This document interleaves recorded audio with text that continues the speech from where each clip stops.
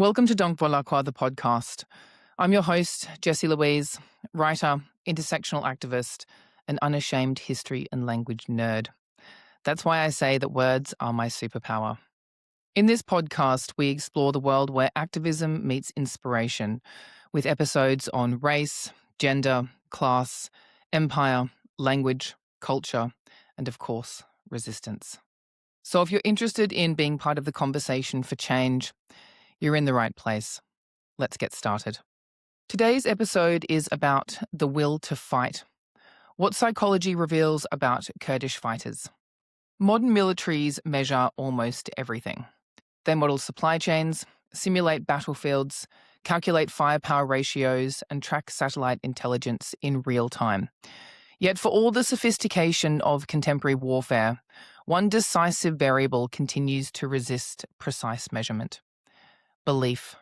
Again and again, conflicts demonstrate that material superiority does not guarantee victory. Entire armies collapse unexpectedly, while smaller and less equipped forces endure under extraordinary pressure.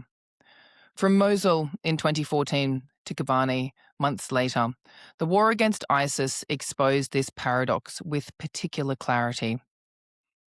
It raised an enduring question that military planners, historians, and psychologists alike continue to confront.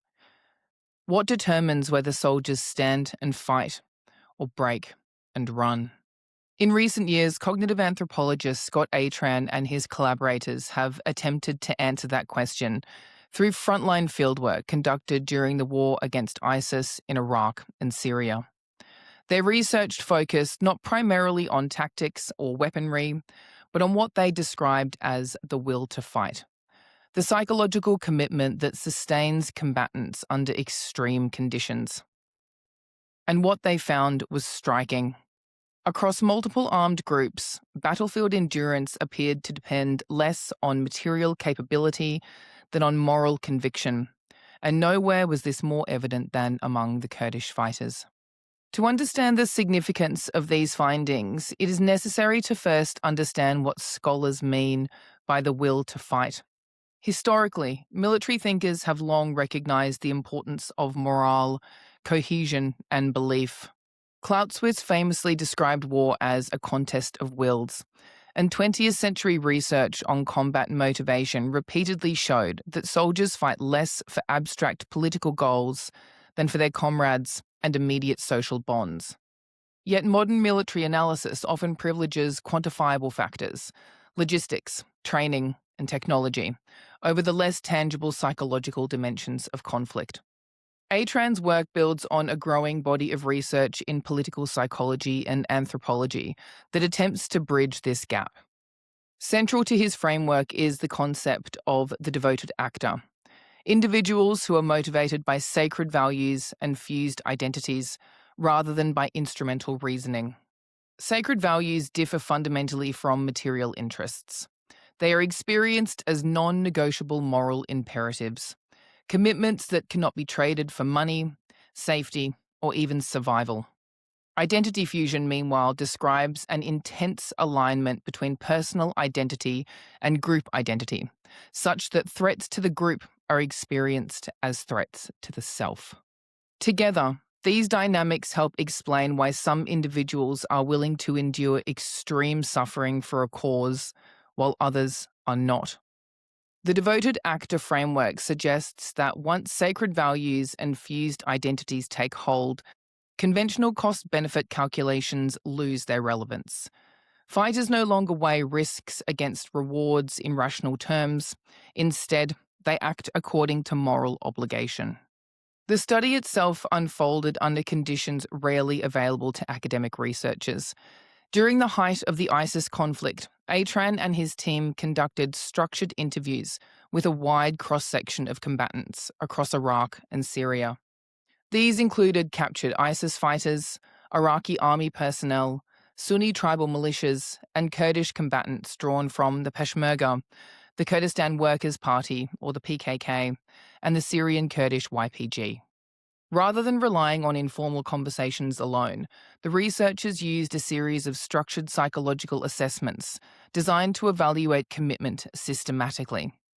Fighters were asked to rank their most important values: family, religion, nation, honor, or cause, and to consider hypothetical scenarios involving imprisonment, torture, or death.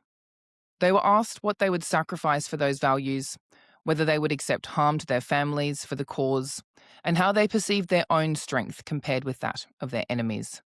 These questions were designed not simply to gather opinions, but to reveal underlying moral frameworks. Across groups, the responses varied considerably. Many Iraqi soldiers expressed uncertainty about leadership and distrust towards institutions. Sunni militia fighters often described more pragmatic motivations tied to local security concerns. ISIS fighters consistently framed their struggle in religious terms. Yet Kurdish fighters repeatedly articulated their motivation in ways that stood apart from all other respondents. For many Kurdish interviewees, the defense of Kurdistan was framed not as a political objective, but as an existential necessity.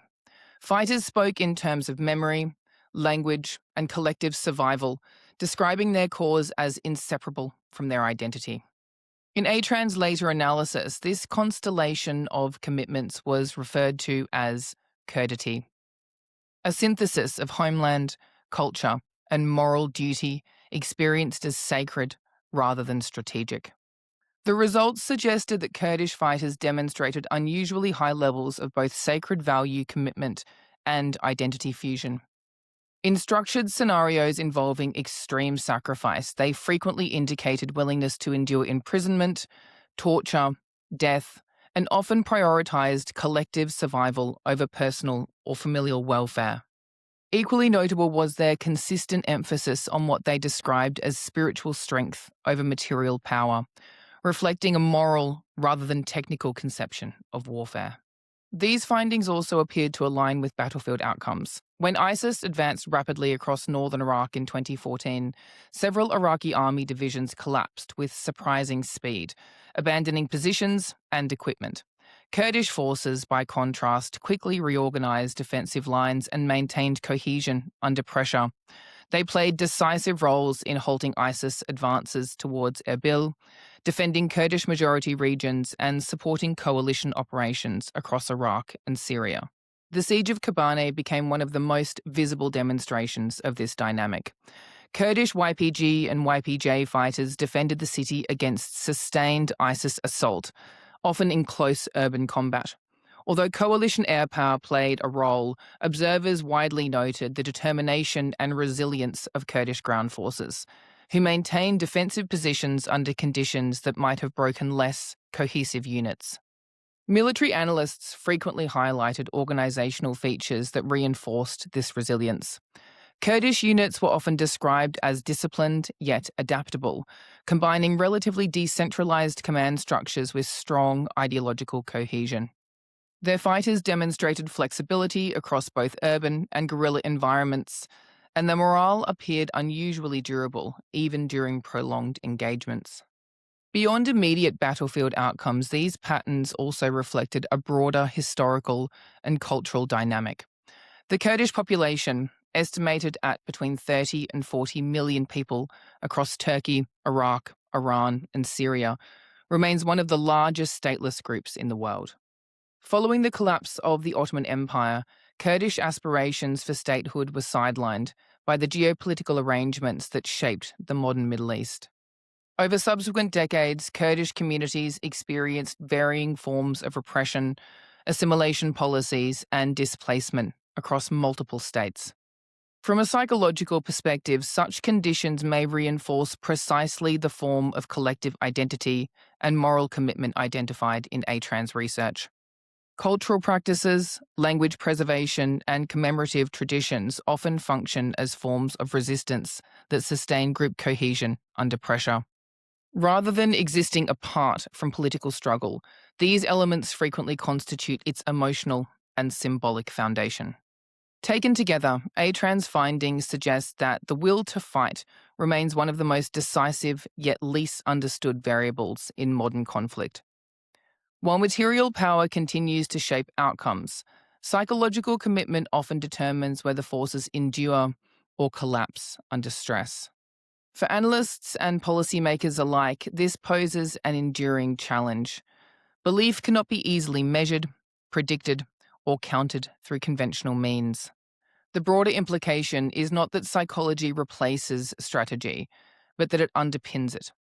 Wars are fought not only with weapons and plans, but with identities, values, and narratives that give those instruments meaning. In the end, the war against ISIS reaffirmed a lesson as old as warfare itself. Sometimes the most decisive factor is also the hardest to quantify. How deeply a people believe their survival depends on victory. That brings us to the end of today's episode. If this resonated with you, you can go deeper into the research, references, and further reading in the accompanying article, which you can find linked in the episode description or at doncvoilaquoi.com. You can also find and follow me on social media at Jessie Louise Vernon, where I post daily content advocating for the causes that are dear to me, and of course, engaging with listeners like you. Or if you'd like to reach out directly, feel free to DM me or contact me via the website. And if you found this episode valuable, sharing it genuinely helps keep independent and critical thought alive. I will, of course, be back with another episode of Donc Voilà Quoi, but until then, stay curious and stay critical, and remember, a woman's place is in the resistance.